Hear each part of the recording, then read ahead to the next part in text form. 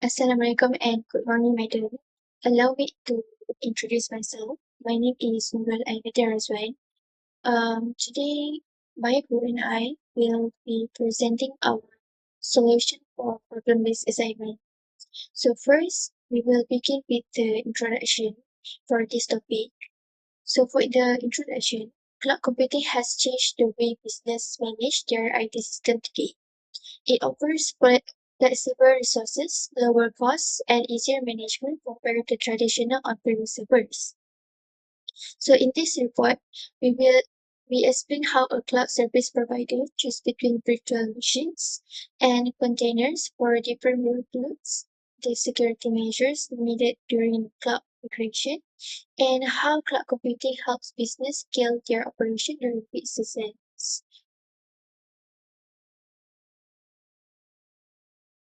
Next, we will move on to question one, where we will discuss about how would the provider decide which best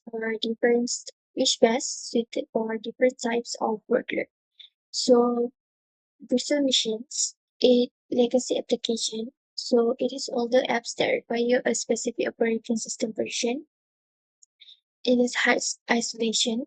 When running untrusted code or high sensitive data that must be completely separated from other users.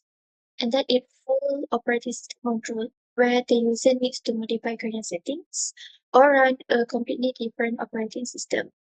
So for containers, it default DevOps and CI/CD. So a situation where developers need to package code and ensure it runs exactly the same in testing and production. It is microservices, application broken down into smaller independent parts, and it is a high scalability. So apps that need to scale up or scale down instantly to handle traffic spikes.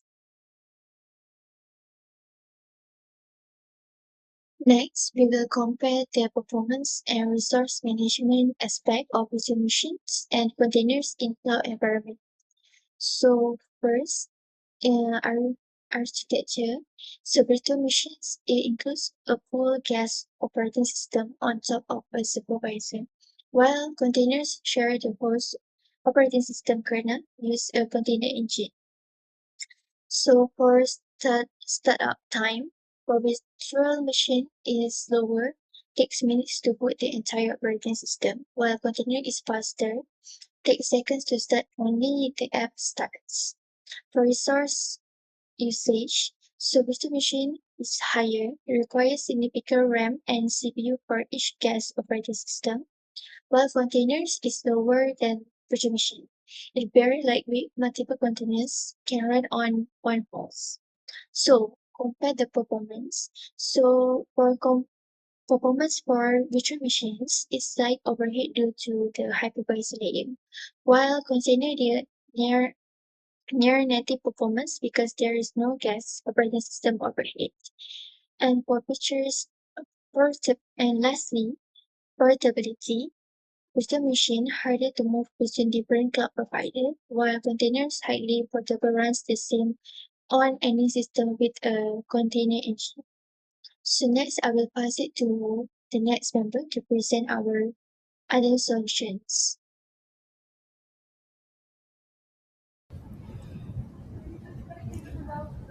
Hi and Assalamualaikum to Madam. My name is Noor Alia Masara and I will be presenting to you my take on question 2 as the IT manager. So as IT manager, to ensure the safety of sensitive information during cloud migration, security measures must be implemented across three critical phases: before, during and after migration. So what is before? Before including planning and assessment. So what is my planning and assessment? By classifying data, I can sorting them according to how sensitive the data is, such as financial records, personal data, or public data. So we can protect each type properly. Next is risk assessment by checking the cloud service provider CSP share responsibility model, their security setup, and their compliance certificate. And then vulnerability scanning. Scan all of our current on-premise application to fix any weaknesses before moving them to the cloud. And then by creating backup, we can create a safe and encrypted backup of all important data before we start moving anything to prevent data loss if something goes wrong. And then there is during execution. So by securing the data transfer using secure methods such as TLS or SSL, that is TLS was a transport layer security encryption, or VPN, which is to protect data in transit from interception or man in the middle attack, so that no one can steal or change the data while it is moving too. And then phase migration. Move the less important application first to test the security setting, then move the sensitive one later. And then integrity check. By using hashing such as SHA-256 to make sure the data stay exactly the same during the transfer.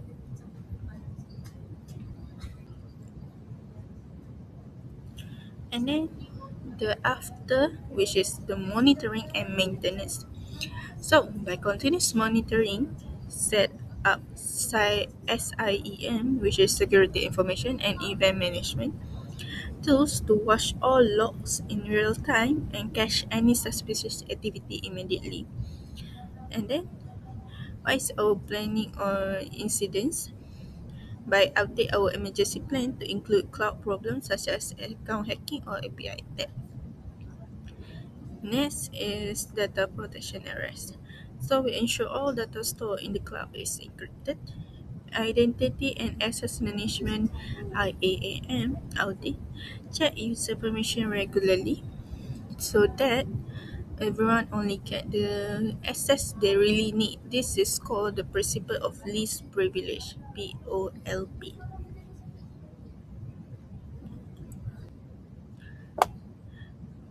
Next is my take on question 2B by as a IT manager. For me to enhance cloud security, organization must implement key strategy including encryption, access control, and compliance with recognized security standards. So first is encryption strategy. So the first one is at rest by sensitive data stored in the cloud must be encrypted using the AES 256. We will manage the key with a key management service KAMs and keep full control of the master key ourselves. And then in transit, we will force all API calls and web traffic to use HTTPS or SSL. This way, even if someone gets the data, they cannot read it without the decryption key. Next is advanced access controls. By using multi-factor authentication (MFA), we will make MFA compulsory for all users, especially administrators, to stop unauthorized access from stolen password. And by using role-based access control (RBAC), permission will be given based on job roles instead of individual users. This reduces mistake and prevent people from having too much access. Next is compliance and security standards. Using standard alignment, we will make sure both the CSP cloud service provider and our cloud setup follow international standards such as ISO/IEC 27001 or SOC 2. Next is automated compliance audits. We will use cloud tools such as AWS Config or Azure Policy to automatically check and fix any setting that do not meet the security rules. So how cloud computing work during peak season? During peak season, cloud computing can using elastic scalability, which is user can increase or decrease the storage, and then it using on-demand services, which is user cannot have to buy some physical hardware instead of using cloud computing. And then we also have an auto scaling service, which is very important during a peak season. And then lastly, cloud computing also have a CDN, which is it's very important for our business to have a smooth operation. Assalamualaikum dan salam sejahtera kepada Medan. Saya Arnia Amira binti Ilham Izman. So today I will explain how autoscaling in cloud computing works and why it is very useful for business, especially those with fluctuating demand. So autoscaling is a cloud feature that automatically increase or decrease computing resources based on demand. This means when more users are using a system, the cloud adds more servers. When demand is low, it removes extra server. Jadi bila user banyak, server pun bertambah. Tapi bila user berkurang, server akan remove, akan buang server. Okay, jadi autoscaling works in 4 main steps, iaitu monitoring, scaling policies, scaling actions and integration with cloud services. Firstly, monitoring. The cloud system continuously checks performance metrics such as CPU usage, memory usage and network traffic. A system is always watching performance, like checking if the server is busy or idle. Next step is scaling policies. Next, these are the rules set by developers. For example, if CPU usage is above 70%, the system will add more servers. Jadi dia punya peraturan, dia punya rules bila scale up dan juga scale down. Bila high load, kita akan tambah server. Bila low load, kita akan buang server. Step yang ketiga ialah scaling actions. The system performs scaling actions. It automatically launch new instances when demand increase or shut down unused once when demand drops. A load balancer distribute traffic evenly across server. Jadi dia akan automatic tambah atau remove server. Jadi load balancer ni sama dengan shares workload. Step 4, step yang terakhir iaitu integration. Autoscaling is integrated with cloud platforms such as AWS Autoscaling, Google Cloud Autoscaler and Azure Virtual Machine Skill Sets. Jadi it is built into cloud platform macam AWS, Google Cloud dengan Azure, dan dia akan works automatically once configured. Autoscaling is very important for business with fluctuating demand because it ensures efficiency, cost saving and better performance.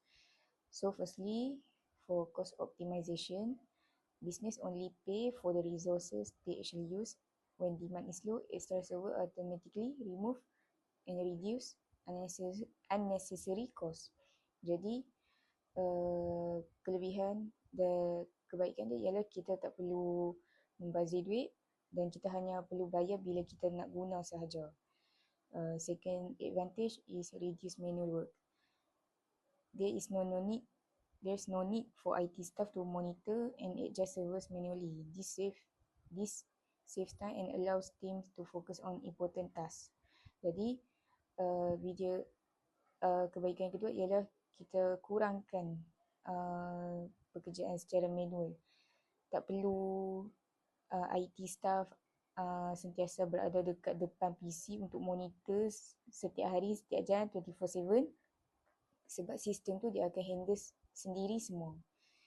Advantage yang ketiga ialah high performance. High availability and performance. Autoscaling ni dia akan memastikan sistem can handle sudden traffic spikes without slowing down operation. Jadi sistem atau website tu dia tak akan crash dan user boleh guna dengan smooth, dengan lancar tanpa ada lag. Advantage yang keempat ialah business agility. companies can grow quickly without investing heavily in hardware. They can respond to changes in demand instantly. Jadi, company tak perlu beli banyak-banyak server, tak perlu beli server sangat. Sebabnya dia easy to scale business. Advantage yang terakhir iaitu reliability. Systems stay stable during peak periods such as sales, events and scales down during quieter times. Jadi, apa yang dia reliable tu ialah dia boleh bekerja dengan, dia boleh function dengan lebih baik bila ada waktu-waktu peak hour, waktu-waktu tengah traffic, waktu user tengah guna, tengah busy lah waktu tu. Jadi dia lebih efficient bila senyap, bila quiet.